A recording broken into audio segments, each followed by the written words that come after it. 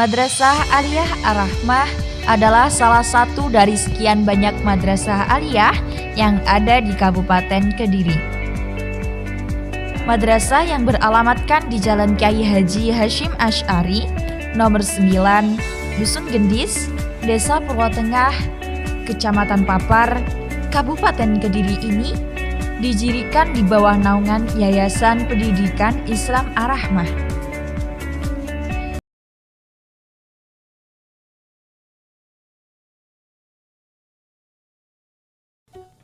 Di dalam tubuh kita terdapat banyak organ vital yang mendukung kelangsungan sistem fungsional tubuh. Salah satu organ tersebut adalah organ reproduksi. Organ ini akan membentuk sistem reproduksi.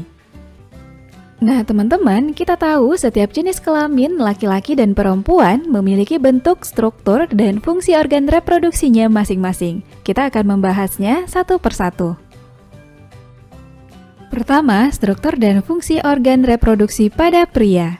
Organ reproduksi pria terdiri dari organ reproduksi luar dan organ reproduksi dalam. Organ reproduksi luar terdiri dari penis dan skrotum. Organ reproduksi dalam terdiri dari testis, saluran kelamin, dan kelenjar kelamin. Setiap bagian-bagian organ ini memiliki fungsinya masing-masing. Organ reproduksi luar yang pertama adalah penis. Di dalam penis terdapat 3 rongga, 2 rongga bagian atas tersusun atas jaringan spons corpus cavernosa, 1 rongga di bawahnya tersusun atas jaringan spons corpus spongiosum. Corpus spongiosum ini akan membungkus uretra. Uretra pada penis dikelilingi oleh pembuluh darah dan ujung saraf perasa. Penis berfungsi sebagai alat kopulasi untuk memasukkan sel sperma ke dalam kelamin wanita. Organ reproduksi luar kedua adalah skrotum atau kantong pelir. Skrotum merupakan kantong kulit yang melindungi dan membungkus testis. Skrotum berjumlah sepasang, yaitu skrotum kiri dan kanan. Antara skrotum kiri dan kanan terdapat jaringan ikat dan otot polos. Adanya otot polos menyebabkan skrotum mengerut dan mengendur. Di dalam skrotum juga terdapat otot lurik yang berfungsi mengatur suhu di sekitar testis agar tetap stabil. Pengaturan suhu ini berguna dalam proses pembentukan sperma yang memerlukan suhu sekitar 34 derajat Celcius. Pengaturan suhu dilakukan dengan mengerutkan atau melonggarkan skrotum sehingga testis bergerak mendekat atau menjauhi tubuh. Berikutnya kita akan membahas organ reproduksi dalam, yaitu testis. Di dalam tubuh pria terdapat sepasang testis. Di dalam testis terdapat saluran-saluran halus yang disebut dengan tubulus seminiferus. Disinilah tempat pembentukan sperma.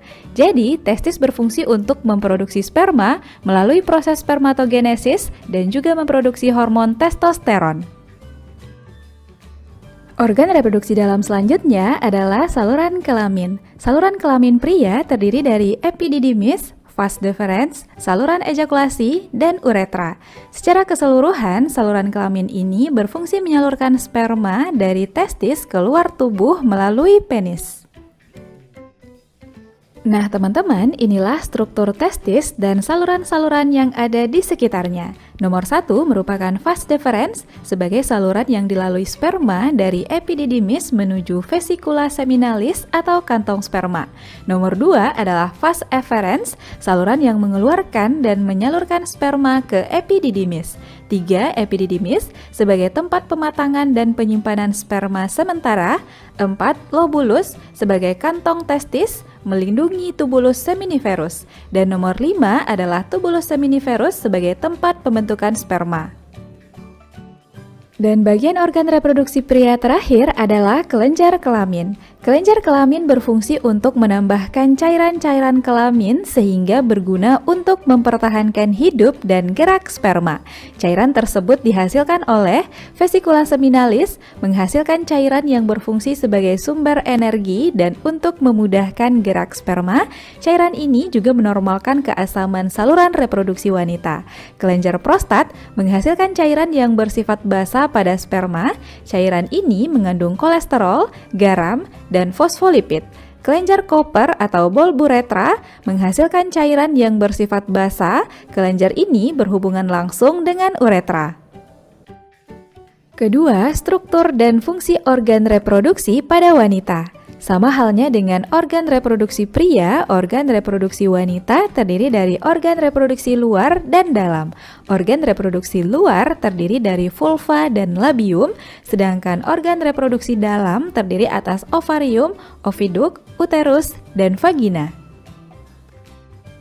Kita bahas organ reproduksi luar pada wanita yaitu vulva dan labium. Vulva merupakan celah paling luar dari organ reproduksi wanita.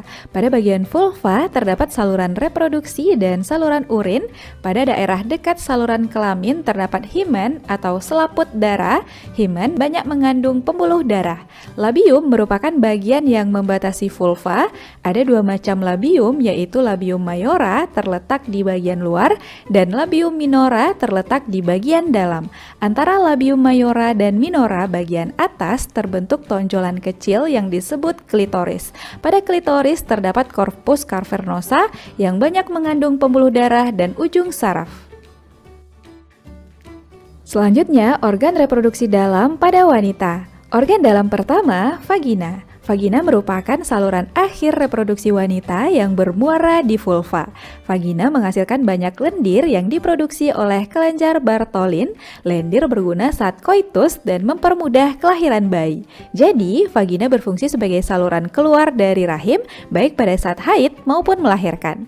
Selain itu, vagina juga berperan sebagai alat kopulasi untuk menerima penis. Organ dalam berikutnya, uterus atau rahim. Uterus merupakan rongga pertemuan oviduk kanan dan kiri. Bagian bawah uterus menyempit sehingga disebut serviks, mulut atau leher rahim.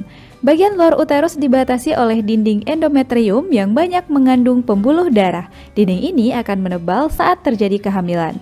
Uterus berfungsi sebagai tempat pertumbuhan dan perkembangan embrio. Selanjutnya, oviduk atau tuba falopi. Oviduk merupakan sepasang saluran kiri dan kanan yang ujungnya membentuk corong yang disebut infundibulum. Pada infundibulum terdapat fimbre atau rumbai-rumbai untuk menangkap ovum. Tuba falopi berfungsi sebagai tempat fertilisasi.